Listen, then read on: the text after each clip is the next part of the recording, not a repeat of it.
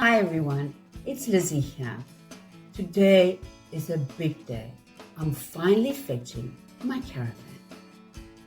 But before that, I'll be visiting family, feeding baby goats, and ending this trip with something very special. So, let's get on the road.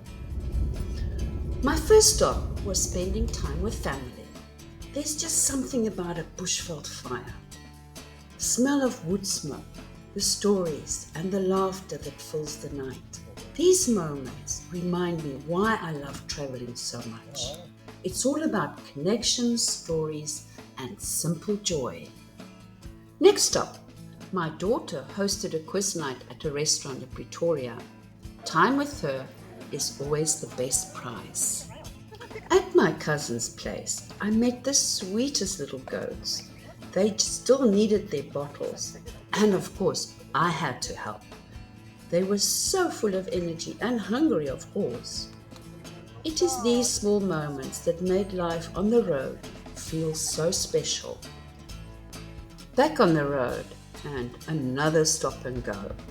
But nothing could stop my excitement for what's waiting ahead. To get my caravan.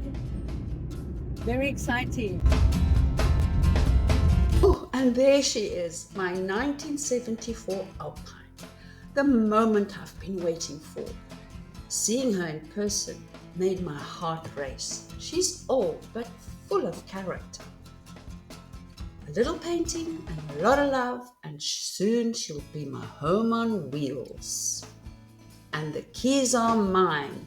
Another step closer to the life I've been dreaming about. I stopped in Howick to spend time with friends and family. Another fire, more laughter, and a quick lesson on how to reverse the caravan, with about 4 instructors at the same time.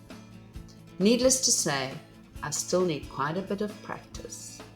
The drive home was windy at first.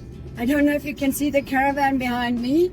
I am towing and it's going just dandy. Was a bit scared at the beginning, but it's going a lot better. Second round. Thank you for coming along on this journey with me. In the next episode, I'll start fixing her up, getting ready for a brand new life on the road. Don't forget to subscribe and join me in the next chapter of Lizzy and the Ladybird.